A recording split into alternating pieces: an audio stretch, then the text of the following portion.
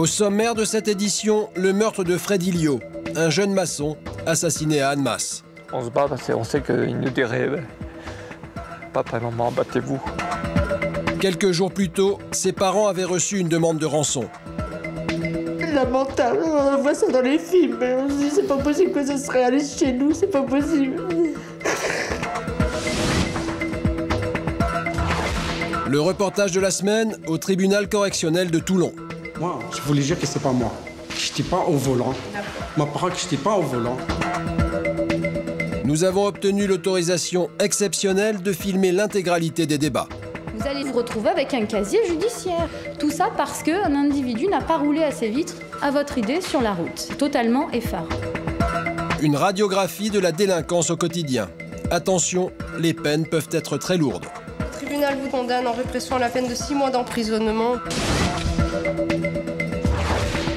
Le portrait de la semaine, Zem, musicien et fils d'Edgar Zemmour, l'ancien parrain du milieu français.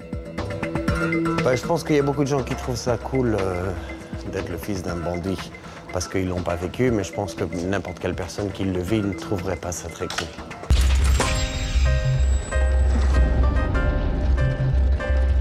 Mais d'abord, notre enquête à Annemasse sur le meurtre d'un jeune maçon, Freddy Liot. C'est près du Mont-Saint-Michel, à Avranches, en Normandie, que vivent François et Anne-Marie Liot. Ils menaient une vie tranquille quand un drame a brisé leur vie. C'était il y a 1 an et demi, en septembre 2007. Leur fils, Freddy, 25 ans, est mort dans des conditions particulièrement tragiques. Voilà la chambre de Freddy. Voilà. Pour Anne-Marie, chaque jour passé sans son fils est une déchirure. J'ai du mal. Je sens, quand je rentre dans sa chambre, je sens son odeur. C'est dur pour moi. Puis quand je regarde les affaires, je ne peux pas. Qu'est-ce qu'on a ramené de Danemark, tous ces fringues, ces slips, ces chaussettes. Je peux pas. M'enlever mon fils cruellement, c'était affreux. Freddy travaillait dans le bâtiment, comme son père. Il était carreleur, on ne lui connaissait aucun ennemi. Et c'est vrai que Freddy, c'est toujours les mêmes choses qui reviennent. Toujours. Que c'était quelqu'un de gentil, généreux, de confiance, des fois un peu timide, réservé. C'est vrai que c'est quelqu'un qui était très gentil, qui tendait la main à tout le monde. Je vois pas comment on a pu lui faire ça et puis à un point aussi horrible. C'est vrai que c'est un truc qui me... Je comprends pas. Freddy est mort loin de sa famille. Pour trouver du travail, il part au mois de juin 2007 à Genève, en Suisse.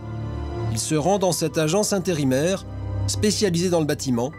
C'est Patricia qui l'accueille. Il est comme ça, il cherchait la porte d'entrée.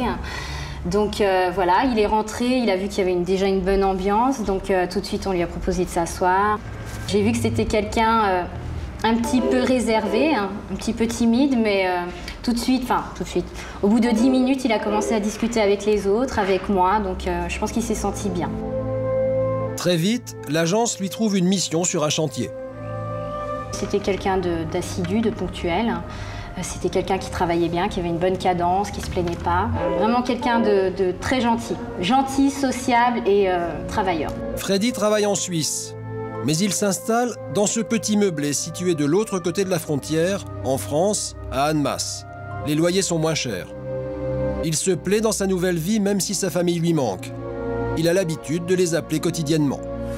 Pourtant, depuis 3 jours et malgré les appels répétés de ses parents, Freddy ne donne plus aucun signe de vie. En Normandie, la famille est anxieuse. Le soir du 6 septembre, Anne-Marie reçoit un appel inquiétant. Je fais allô, puis c'était une voix quand même. Ils me disent vous êtes la mère de Frédéric. Alors. Il n'avait pas dit Freddy, il avait dit Frédéric. Alors, mais je dis Frédéric, comment je lui fais? Mais il me dit, vous êtes la mère de Frédéric. Mais je voyais qu'il se fâchait et tout. Il commençait à mettre un peu Sa voix, et bon, je l'ai laissé parler tout. Et puis il me fait comme ça, de toute façon, vous arrêtez à appeler à ce numéro-là parce qu'il est mort ou sinon il est mort. Et puis ça a coupé. Elle n'a pas trop bien compris. Elle n'a pas compris s'il est dit sinon il est mort ou il va être mort. Oui, mais voilà. Et là, ça a coupé. Et c'est là que j'ai dit à mon mari, j'ai reçu un coup de téléphone vraiment bizarre sur Freddy, ça, il est mort ou il va être mort. Voilà. Alors nous, ce qu'on a fait, j'ai appelé ma fille. Dès aussitôt, moi j'ai dit, on y monte et tout ça. On appelle Nadia et moi, vous faites comme vous voulez, mais moi je monte là-haut. La famille part aussitôt pour Annemasse. Ils roulent toute la nuit. C'est vrai que même pendant le voyage, on ne s'est même pas arrêté. On est descendus tous les trois, donc c'est vrai que ça a été un voyage long, angoissant, quoi, on va dire, très angoissant. On ne savait pas ce qu'on allait trouver. Au petit matin, ils arrivent devant le meublé où habite Freddy. Avant de rentrer dans la chambre, j'avais du mal. Hein. J'avais peur de le retrouver mort dans sa chambre, parce que j'avais peur. Oh là là, même pour marcher, avant ça, j'arrive plus à marcher, j'ai peur de le trouver, j'ai peur. Oh mon Dieu, ça a été très très dur. Ils rentrent dans le meublé, personne. Malheureusement, il n'y avait rien. Non, Et c'est là qu'on a été au commissariat, faire notre déclaration de disparition de Freddy. Ils signalent la disparition de leur fils, ainsi que celle de sa voiture, une Xantia. 2 jours plus tard, le dimanche 9 septembre, alors que la famille Liot se trouve toujours à Annemasse, Anne-Marie reçoit un nouvel appel sur son portable. Mon téléphone a sonné et c'était que des gémissements de mort. Il était en train de mourir. Il demandait du secours, il étouffait, il était dans l'agonie. Il ne demandait pas du secours, mais on sentait que c'était sa fin pour lui. Et au fond, c'était bien... C'était bien sa voix. C'était bien ça, nous, on ne Freddy. l'enlèvera jamais de notre tête. Ah oui. Jamais. Ça, moi, je suis certain que c'était Freddy dans ses derniers moments de... Dans ses derniers moments de vie.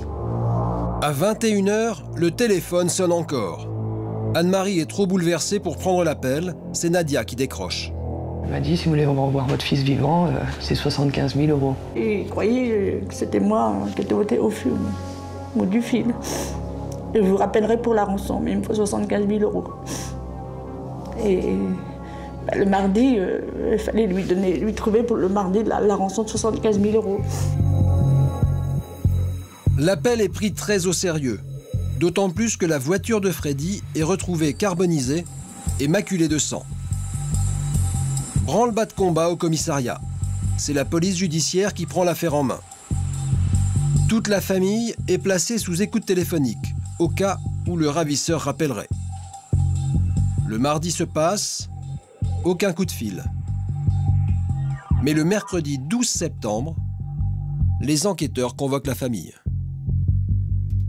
Il nous dit on a 2 mauvaises nouvelles. Déjà au démarrage, c'est que le ravisseur n'a pas appelé, c'est qu'il est peut-être plus intéressé de la rançon. Donc c'est une mauvaise nouvelle. On a une deuxième mauvaise nouvelle, c'est qu'on a retrouvé du sang qui part de la voiture à la Larve, à la rivière. Et il dit il y en avait beaucoup, il dit il y en avait quand même, il y avait du sang. Et c'est le sang à votre fils. Plus qu'il y avait de la progression, plus que ça partait. Ça devenait de plus en plus inquiétant, puis ça donnait de moins en moins d'espoir. Et on était complètement en état de choc total. Le même jour, à 1h du matin, le téléphone sonne encore. Nadia décroche. C'est le ravisseur. Il appelle pour fixer le lieu de remise de la rançon. Une voix bien méchante, bien autoritaire, bien sûre de lui. En tout cas, sa voix restera toujours dans ma tête. Le rendez-vous est prévu à Lyon, dans un parc. Une enquêtrice de la police judiciaire se substitue à Nadia et se rend sur les lieux de remise de la rançon. Mais le ravisseur ne vient pas. Le lendemain, nouveau rebondissement. Des restes de corps humains sont retrouvés sur les bords d'une rivière. Les expertises ADN sont formelles. Il s'agit bien du corps de Freddy. Catherine Poncet, journaliste dans la presse locale, a couvert toute l'affaire. Le tronc de Freddy Liot a été retrouvé à moins d'1 kilomètre d'ici, sur un banc de sable par des pêcheurs. Et quelques jours plus tard, on a retrouvé un bras en Suisse, donc un peu plus loin encore. C'est des promeneurs qui ont retrouvé un morceau de jambe aussi, mais On n'a jamais retrouvé la totalité du corps de la victime. La date du 16 septembre 2007 marquera à jamais la vie d'Anne-Marie et de François Liot. Au fond, il nous a tués aussi. Hein. C'est ça qui est... Les personnes qui restent souffrent énormément. Hein. C'est vrai que c'est très...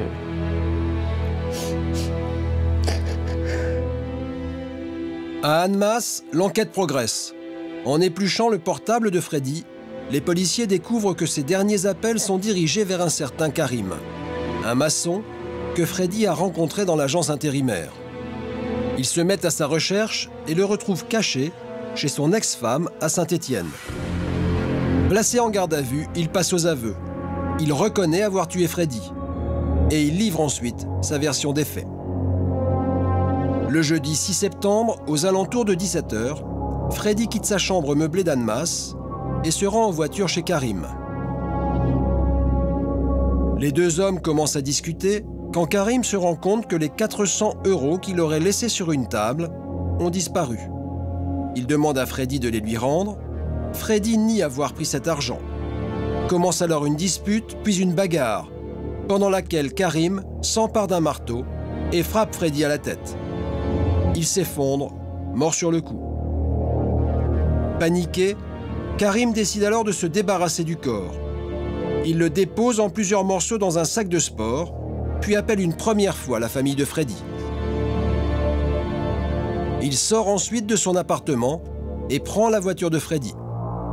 Il dépose le sac dans le coffre et se rend 2 km plus loin sur les bords de l'Arve, une rivière qui longe la France et la Suisse. Il est minuit et demi quand il se débarrasse du corps en le jetant dans les eaux. Ensuite, il abandonne la voiture de Freddy sur place en prenant soin d'enlever les plaques et de brûler les véhicules pour effacer toutes les traces. Il revient ensuite à son appartement et toute la nuit procède à un nettoyage minutieux. Ensuite, il rappelle les parents de Freddy pour leur demander une rançon. Il explique l'avoir fait pour amener les policiers sur une fausse piste. Nous avons retrouvé Malik, le frère de Karim. Il a souhaité garder l'anonymat, mais tient à nous livrer sa version des faits. Écoutez, moi, la première fois qu'on m'a expliqué ce qu'il avait fait, je leur dis c'est pas possible. Je leur dis c'est pas possible, c'est impossible. C'est impossible que ce soit lui qui ait fait ça. Donc moi j'y crois pas. Vous pouvez me sortir tout ce que vous voulez, j'y crois pas. C'est impossible que mon petit frère ait fait ça. Voilà. C'est quelqu'un dont les faits qui lui sont reprochés ne collent pas avec la personne. J'espère que la juge d'instruction en est consciente. Karim, c'est mon petit frère. On est une famille de 8 personnes, 8 enfants plutôt. C'est l'avant-dernier de la famille. C'est une personne qui est très famille. Il est papa de 2 enfants. Voilà, c'est un jeune sans problème, c'est quelqu'un de complètement ordinaire. C'est une personne complètement lambda par rapport aux autres.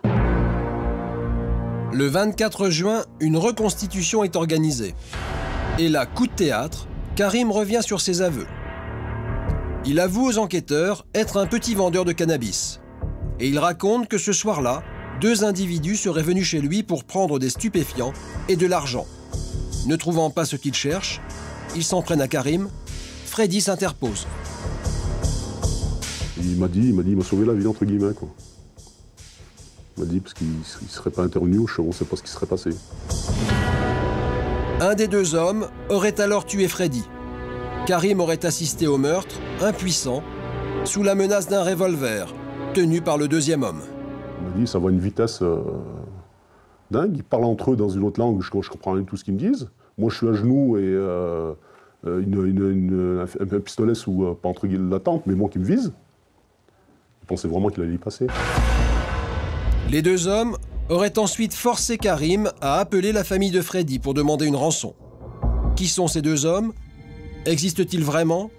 Pour l'instant, personne d'autre que Karim n'a été arrêté. Mais pour maître Rimondi, l'avocat de Karim, l'enquête est loin d'être terminée. J'espère que d'ici là, les enquêtes qui auront été diligentées nous auront permis, sinon d'identifier les 2 auteurs, en tout cas de démontrer la réalité de la présence de ces 2 auteurs, pour que l'on puisse enfin répartir véritablement la culpabilité, la responsabilité de chacun dans ce drame, et surtout la participation de mon client à sa juste place. Pour Maître Collard, l'avocat de la famille de Freddy, ces deux individus n'ont jamais existé. Il donne une version complètement abracadabrante qui a déjà été utilisée dans d'autres affaires. Hein. Pourquoi des criminels auraient-ils besoin de ce transporteur particulier, quoi? Bon, personne, enfin, je veux dire, j'imagine difficilement un jury croire une pareille histoire, quoi. C'est pas convaincant, c'est pas sérieux, c'est n'importe quoi. Hein. Le frère de Karim attend beaucoup du procès. On espère la fin du cauchemar, tout simplement. La fin du cauchemar, que la vérité éclate, que les coupables soient retrouvés. Voilà, qu'on juge mon frère pour non-assistance en personne en danger, qu'on juge mon frère pour trafic de cannabis, mais qu'on ne juge pas pour assassinat, tout simplement. J'espère réellement un rebondissement. On espère un rebondissement de l'affaire. Pour Nadia, la mort de Freddy n'est pas réparable. Son espoir, au procès, découvrir la vérité sur les circonstances exactes de la mort de son frère et surtout rendre hommage à sa mémoire. J'ai plus mon petit frère, tout simplement. C'est qu'il mérite justice par rapport à tout ce qu'il a pu subir et qu'on on l'a empêché de fonder une famille, on l'a empêché de faire une vie, on lui a enlevé tout ça. Moi, ce qui pourrait m'apaiser, c'est qu'il y ait justice d'une manière ou d'une autre, qu'il y ait justice. Les parents de Freddy se rendent tous les jours sur la tombe de leur fils. Ils tiennent absolument à lui montrer qu'ils sont toujours à ses côtés. Bonjour Freddy. Tu vois.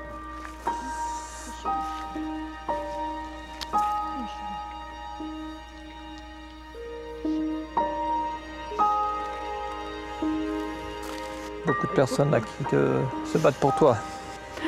Mon chéri. On se bat parce qu'on sait qu'ils nous diraient papa et maman, battez-vous. C'est ce que nous. C'est vrai qu'ils. Battre pour quoi faire? Que la justice soit faite. Bah bon, je pense que la justice va être faite. Juste tant que c'est pas fini, qu'on sait pas, il faut toujours se battre. Parce que j'espère que la justice, si justice est faite, après, faut faire un trait puis essayer de reprendre la vie. Tant bien que mal, on la reprendra tant bien que mal, ça sera jamais comme avant. Non. Mais bon. L'assassin présumé de Freddy Lio sera jugé au début de l'année 2010. Au revoir, mon chéri. Karim risque la prison à perpétuité.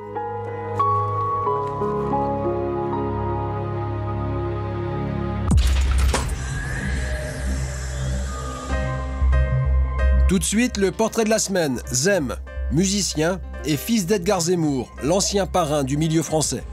Je pense qu'il y a beaucoup de gens qui trouvent ça cool d'être le fils d'un bandit parce qu'ils l'ont pas vécu, mais je pense que n'importe quelle personne qui le vit ne trouverait pas ça très cool. Mais d'abord, notre reportage au tribunal correctionnel de Toulon. Moi, je voulais dire que c'est pas moi. Que j'étais pas au volant. Ma parole que j'étais pas au volant. Une radiographie de la délinquance au quotidien. Attention, les peines de prison peuvent être très lourdes. Le tribunal vous condamne en répression à la peine de 6 mois d'emprisonnement.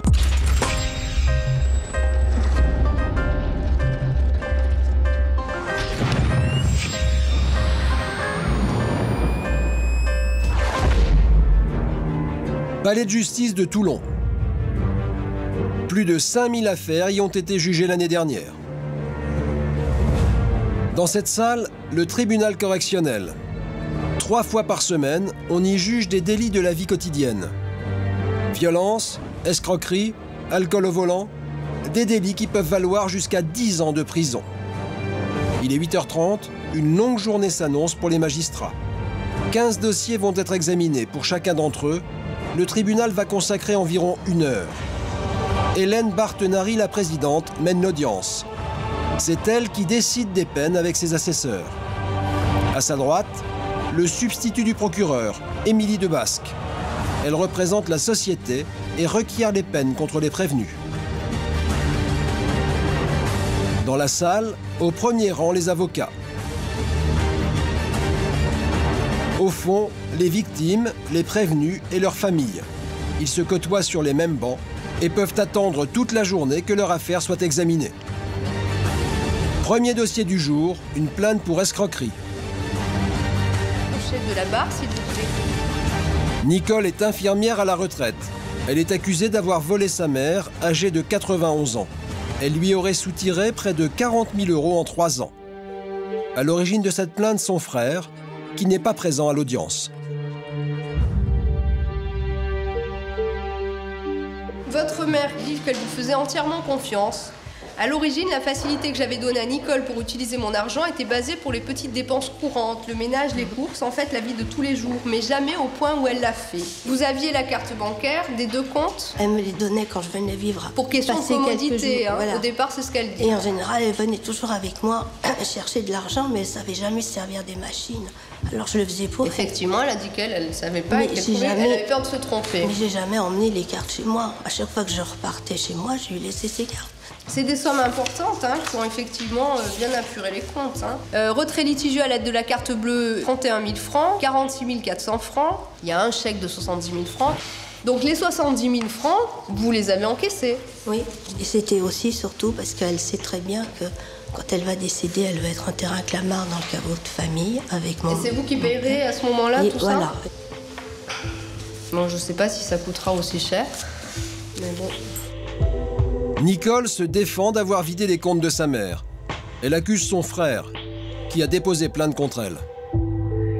Les relations avec votre frère, ça fait longtemps qu'elles sont difficiles entre vous et lui. Hein. Depuis toujours. Depuis toujours. Et dans la famille, mon frère a toujours été considéré comme un escroc et un bandit, qu'il a toujours vécu au crochet de femmes mariées ou de ma mère, ou piquer de l'argent comme ça à droite à gauche.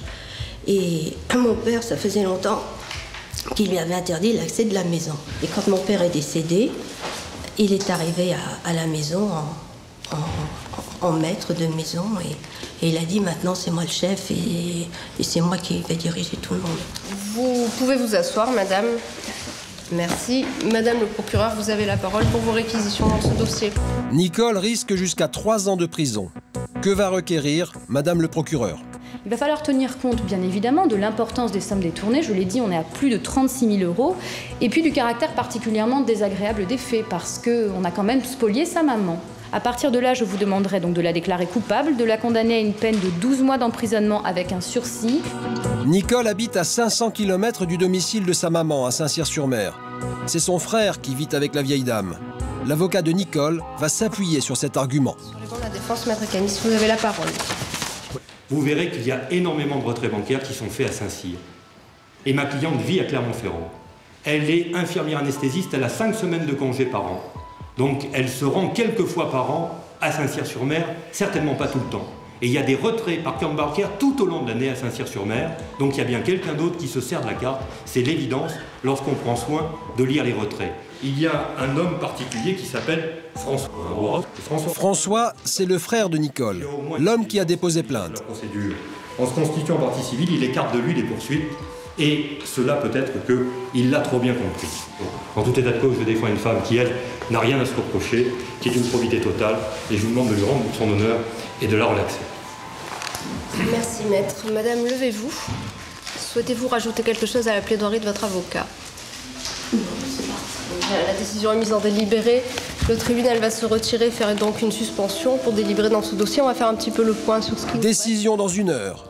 Très éprouvée, Nicole quitte la salle d'audience. Elle ne risque pas la prison, mais une condamnation sur son casier judiciaire. Son mari la réconforte. C'est toujours très difficile. Parce que quand c'est en plus sa propre famille et sa propre mère qui les accuse, alors que j'ai rien à me reprocher, c'est tout un pan de sa vie qui tombe, quoi. Contre mon frère, je sais, ça a toujours été comme ça. Mais ma mère, elle m'a vachement déçue. Je pensais pas qu'elle était partie civile. Mon frère, ça m'étonne pas. Le temps passe lentement. Nicole échange quelques mots avec son avocat. Il la prépare à une éventuelle condamnation. On va voir la décision tout à l'heure. On verra après si c'est bien, si c'est pas bien. On aura 10 jours de réflexion sur l'opportunité d'un appel. A priori, moi, je vous le conseillerais si vous étiez condamné. Mais vu les preuves que ça représente pour vous à chaque fois, il faudra quand même qu'on y réfléchisse. Les juges ont délibéré. Nicole va savoir si elle est condamnée ou relaxée. Le tribunal rend son délibéré. Madame, approchez, s'il vous plaît. Le tribunal, après en avoir délibéré, madame, vous relaxe des chefs de la poursuite. Voilà. Au revoir, madame.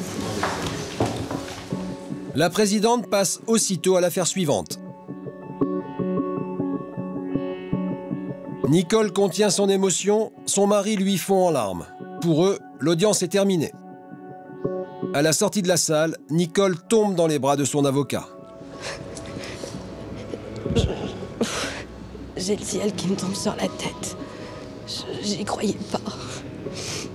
Et j'ai un avocat extraordinaire. 10 ans. 10 ans que ça dure. Et j'espère que j'entendrai plus parler de cette famille d'abrutis. C'est tout ce que je souhaite. Dans la salle, l'audience se poursuit. Le prévenu suivant, en prison depuis son interpellation il y a 1 mois, arrive sous escorte policière. C'est un habitué des tribunaux. Il comparaît pour la 10e fois. Récidiviste de la conduite en état d'ivresse, cet entrepreneur en bâtiment a déjà perdu son permis de conduire. Pourtant, aujourd'hui, il est encore jugé pour conduite sous emprise de l'alcool. Le 16 décembre dernier, il est retrouvé à quelques mètres du véhicule de sa société encastré dans un lampadaire. Fortement alcoolisé, il a les clés du véhicule en main. Pourtant, il nie les faits. Sur l'accident, vous êtes allé dire, moi, j'étais pas au volant du véhicule. Moi, j'étais chez moi. J'étais chez moi et je suis appelée par quelqu'un. Il me dit qu'il a eu un accident pas loin de chez moi et là, vous descendez pour le rejoindre. Et c'est au moment où vous descendez pour le rejoindre que vous êtes contrôlé par la police et emmené, alors par erreur. C'est pas vous. Je parle. C'est ça, c'est pas vous. Moi, j'étais chez moi, exactement. D'accord. À 22h33 minutes, le téléphone il sonne. Moi, je dis allô. Je dis comme ça, je dis allô. J'étais allongé de mon fauteuil à la salle, je suis en train de regarder la télé. Je dis allô, il me dit ouais. Mais il me parlait bizarrement, c'est-à-dire, il me dit oui, allô, Laurie, j'ai un accident. Je dis où? Il me dit le rond-point qui est à côté chez toi. J'ai dit attends, bouge pas, j'arrive. Vous êtes en train de nous dire ce que vous avez dit l'autre fois. C'est que c'est un coup monté. Oui. Ça, c'est sûr. Ça, je suis sûr certain. D'accord. On peut aussi peut-être se dire que vous avez un gros problème d'alcool et que vous vous êtes laissé aller à vos penchants et qu'après vous avez fait n'importe quoi. Hein. On peut aussi penser que ça peut être ça. Mais l'affaire ne s'arrête pas là. Le prévenu est aussi poursuivi pour avoir frappé un policier pendant sa garde à vue. Ensuite, il a même tenté de se suicider au commissariat. Vous êtes alors déshabillé et vous avez tenté de vous étrangler successivement avec ces 2 pantalons puis avec ces 2 chaussettes. Ils disent que même pour des raisons de sécurité, ils ont dû vous dénuder entièrement. Vous vous rappelez de cette histoire? Je suis désolé. Je m'excuse. Donc vous contestez? S'il vous plaît, c'est pas la première fois que je vais les garde à vue et jamais j'ai une histoire au garde à vue. Le prévenu risque jusqu'à 6 ans de prison. Et c'est pour cette raison, selon le procureur, qu'il persiste à nier les faits. Monsieur Gisèle sait très bien quel est cet enjeu, et c'est pour ça qu'aujourd'hui, et lors de sa garde à vue, il a totalement nié les faits. C'est une manière assez peu intelligente de se défendre quand il y a autant d'éléments qui vont à l'encontre de ce que vous racontez, monsieur Gisèle. On sent tout simplement que monsieur Gisèle, il essaye de manière désespérée d'échapper à une sanction pénale et à un retour en détention. Si on traduit tout ce comportement pénalement, on se retrouve quand même avec un certain nombre d'infractions, une conduite malgré annulation du permis de conduire, annulation judiciaire en récidive, une conduite sous l'empire d'un état alcoolique en récidive et surtout des violences sur personne dépositaire de l'autorité publique. On a quand même 3 jours d'ITT pour le policier, là aussi en récidive. À partir de là, je vous demanderai donc de le déclarer coupable des faits qui lui sont reprochés, de le condamner à une peine d'1 an d'emprisonnement, de le maintenir en détention et de lui interdire de repasser son permis de conduire pendant une durée de 5 ans. Monsieur Gisèle, levez-vous. La décision est mise en délibéré, elle sera rendue tout à l'heure. Vous souhaitez rajouter quelque chose? D'accord. La décision est mise en délibéré. Vous aurez la réponse tout à l'heure, vous commenterez. Après une dizaine de minutes, le prévenu revient entendre la décision du tribunal. Monsieur Gisèle Cochet, Le tribunal, après en avoir délibéré par décision contradictoire de ce jour, vous déclare coupable des faits qui vous sont reprochés. Vous condamne à la peine de 12 mois d'emprisonnement, dont 6 mois assortis du sursis avec mise à l'épreuve pendant 18 mois. Voilà. Le prévenu est immédiatement reconduit en prison. Il y restera pendant 4 mois. Ensuite, il pourra demander sa libération conditionnelle. Voilà. Vous pouvez partir pour tenter le maintien en détention. Les 6 mois sont mis à exécution tout de suite. L'audience est suspendue, elle reprendra à 15h. 14h, la matinée se termine. Après 5 heures d'audience, les magistrats vont enfin pouvoir souffler. Pour les prévenus dont les dossiers n'ont pas encore été examinés, l'attente continue. 1 heure plus tard, retour dans la salle d'audience. Il est 15h et il reste encore 9 dossiers à examiner.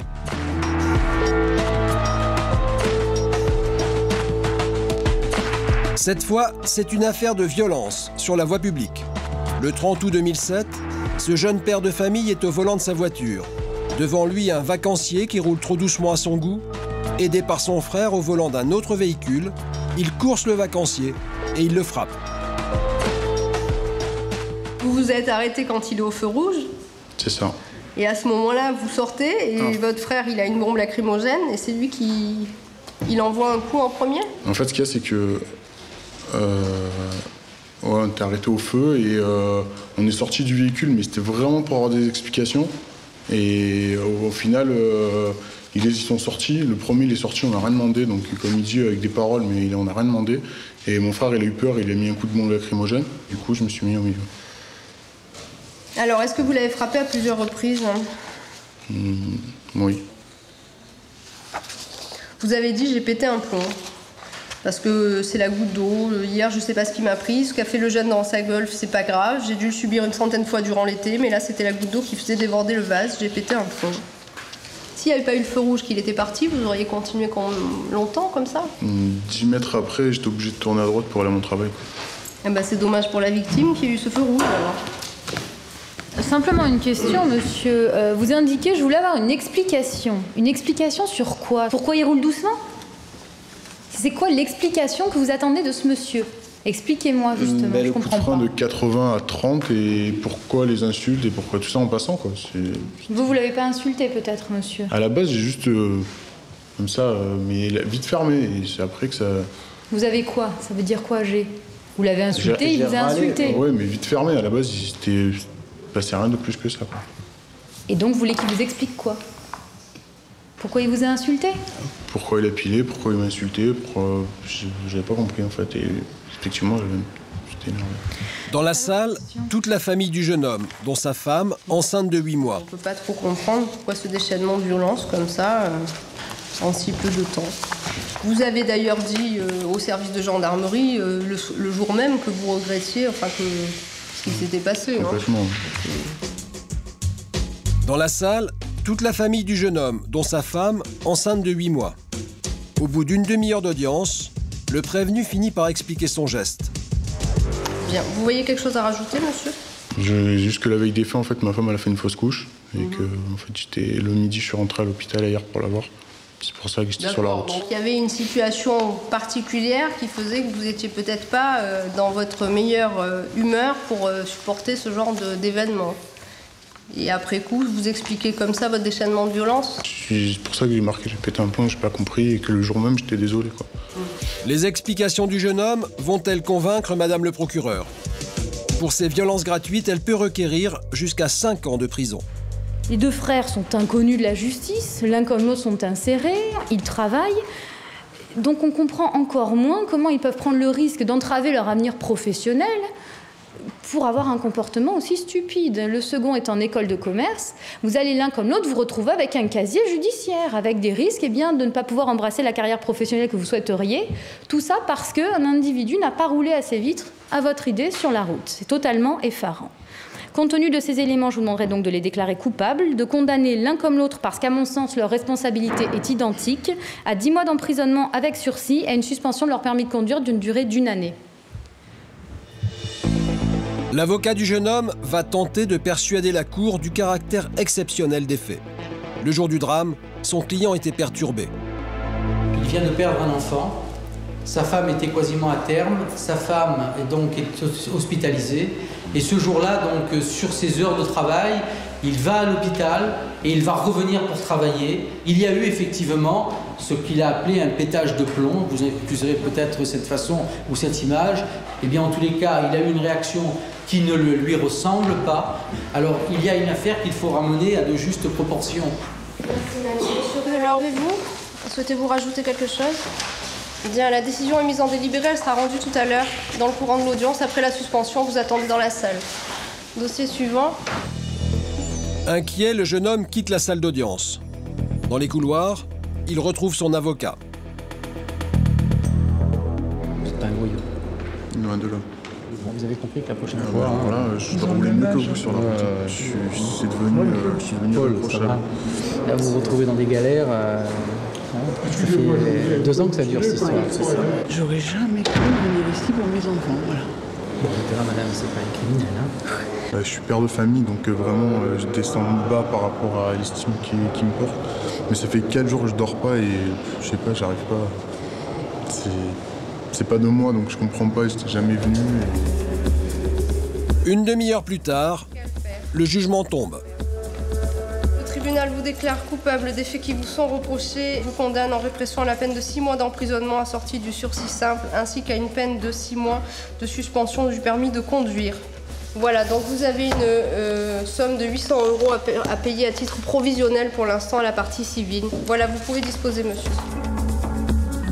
Ce jeune homme ne va donc pas en prison, et s'il ne commet pas d'infraction dans les 5 ans à venir, il n'exécutera jamais sa peine. À la base, je savais que c'était pas bien, mais c'est toujours trop. Trop, parce qu'on n'a plus de voiture du coup. Donc ça va être sympa avec les deux enfants. Vous sortez comment de cette expérience?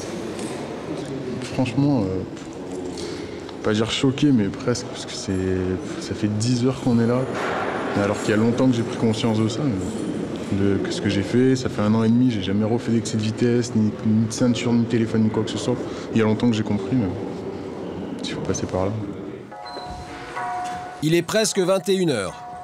On y est quand même depuis 8h30 ce matin et on en a encore pour une bonne heure et demie, donc ça fait quasiment 12 heures d'audience, hein, même plus, oui. 23h15, la dernière affaire vient d'être jugée. Bien, l'audience est levée. Voilà. Les magistrats ont travaillé pendant près de 15 heures. Tu arrives à gérer? Il faut. On n'a pas le choix. Quand on sait à l'avance que l'audience sera extrêmement longue, qu'on n'aura pas le temps d'examiner correctement les dossiers, on procède à des renvois en raison de la surcharge de l'audience. Mais ce n'est pas satisfaisant parce qu'à ce moment-là, on remplit d'autres audiences qui sont aussi chargées. On essaie de rester concentré et évidemment, on se rend bien compte que les gens aussi attendent depuis le matin 8h30 et qu'on ne peut pas se permettre de ne pas être professionnel dans ce qu'on fait au vu forcément des décisions qu'on rend. Donc oui, on est fatigué, mais on prend sur nous parce qu'on sait l'importance des décisions qu'on rend. Dans 2 jours, une quinzaine d'autres dossiers attendent les magistrates.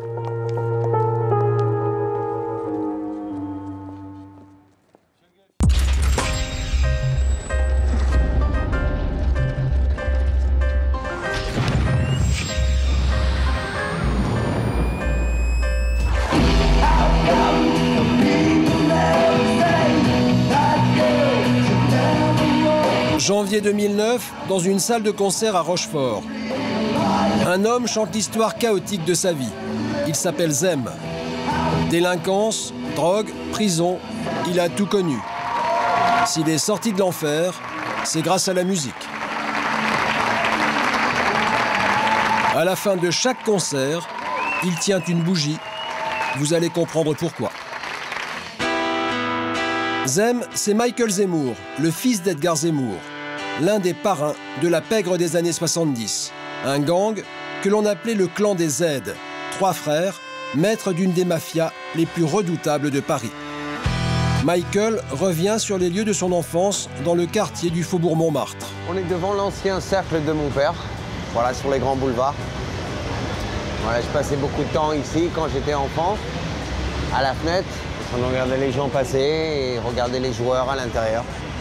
Tout ce que je savais en fait, c'est que voilà, c'était un cercle de jeu Et voilà, à part ça, j'en savais pas plus en fait. À l'époque, la seule chose que Michael comprend, c'est que son père règne sur le quartier. Je rentrais dans n'importe quel café dans le quartier ici, je mangeais, je buvais, je prenais ce que je voulais, je payais pas. Il me disait que voilà, c'était bon. Tout le monde connaissait mon père, donc c'était un peu comme la maison ici. Proxénétisme, raquettes, jeux, tiercé truqué, Montmartre et l'empire des frères Zemmour. Les frères Zemmour, c'est des gens qui sont contenus une partie du pavé parisien de 68 en gros à, on va dire, 75. En 1970, les frères Zemmour figurent au fichier du grand banditisme. Jusqu'au jour où William et Edgar sont pris dans une embuscade organisée par la police. Edgar, le père de Michael, est grièvement blessé. William, l'aîné, est abattu sur le coup. Son enterrement est digne d'un film hollywoodien.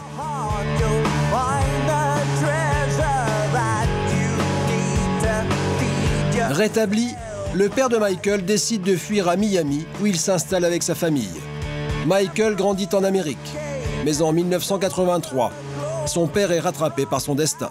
En avril, on trouve Edgar abattu à travers la baie vitrée de sa villa. Il a été abattu, visiblement il était à l'intérieur en soirée, et quelqu'un est rentré par le jardin et l'a tué à travers la baie vitrée.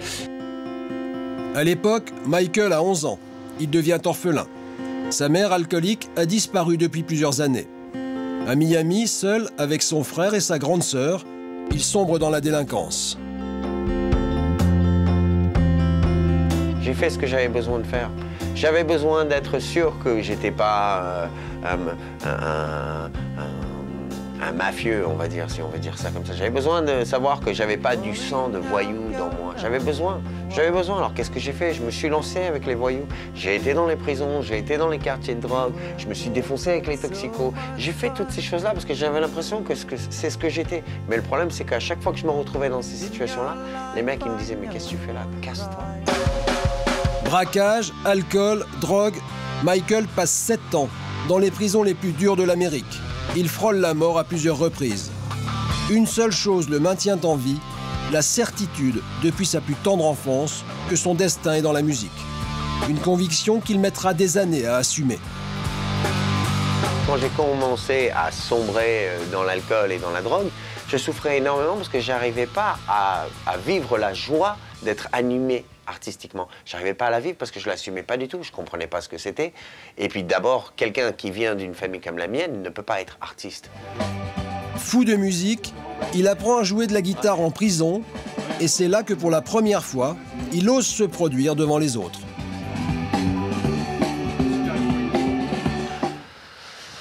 Pourquoi là? J'avais pas le choix, je m'en foutais. Maintenant, n'importe quel mec m'aurait dit « Mais jamais de la vie, tu vas dans une prison pour la première fois, t'es tout nouveau et tu vas aller chanter et jouer de la guitare là où ils sont en train de faire lever de la fonte. Mais tu vas te faire déchiqueter. » Mais je l'ai fait.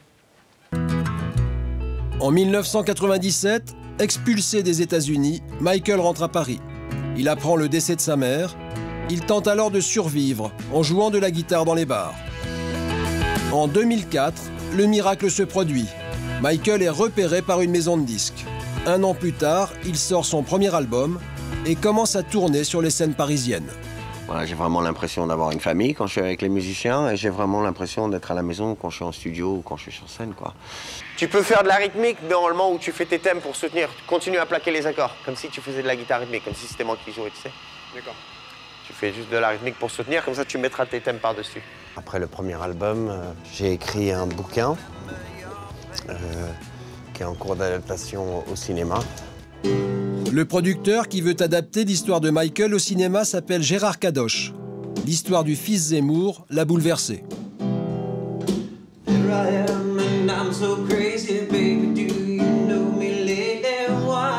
J'ai senti quelqu'un qui a mal, qui porte ce mal avec lui, qui porte cette déchirure, mais il a essayé d'en tirer le positif pour se construire, pour devenir un homme, pour accepter les choses de la vie. Et ça me plaît. Et voilà, on est en train de discuter pour essayer de faire une adaptation de ce livre.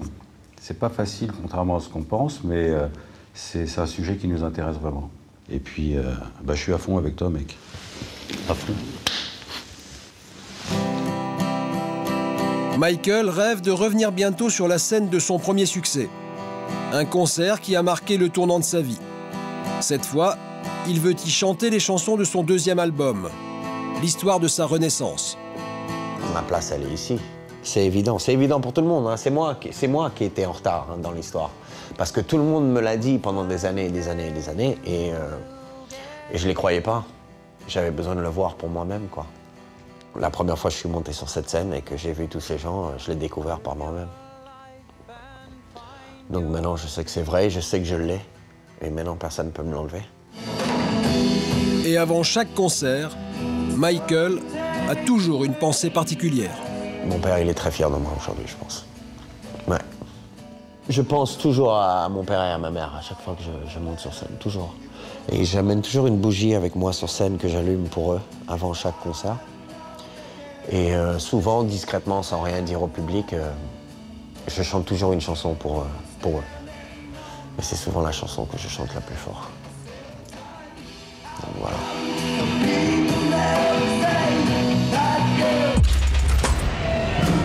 Pas d'émission la semaine prochaine, place au championnat du monde de ski. Dans 2 semaines, Fait divers Le Mag revient avec une enquête sur le meurtre de Lord Shaftesbury à Cannes. Je reçois un coup de téléphone de la PJ et là ils me disent « Vous êtes la dernière personne à l'avoir vu vivant, il a disparu ». Ça, franchement, c'est un gros choc. Sa femme, condamnée à 25 ans de prison, a fait appel de la décision. Vous savez, quand elle est venue, cette personne, j'ai eu la chair de poule quand elle était devant moi. On dirait le diable. Verdict dans 15 jours. Le portrait d'Alain Garouste. Son fils a été tué dans un accident de la route. À partir de là, ils ont accéléré. Les expertises, ont fait une expertise entre autres, fait ressortir qu'il roulait au moment de l'impact à 162 km/h. À l'approche d'un croisement important et dangereux. Depuis 18 ans, il se bat pour la mémoire de son fils. Mon avenir, il est là, derrière. Mais par contre, la vérité, elle est là. Moi, je veux la vérité pour la mémoire de mon fils. Je n'accepte pas l'injustice. Jamais. Je l'accepterai. Jamais.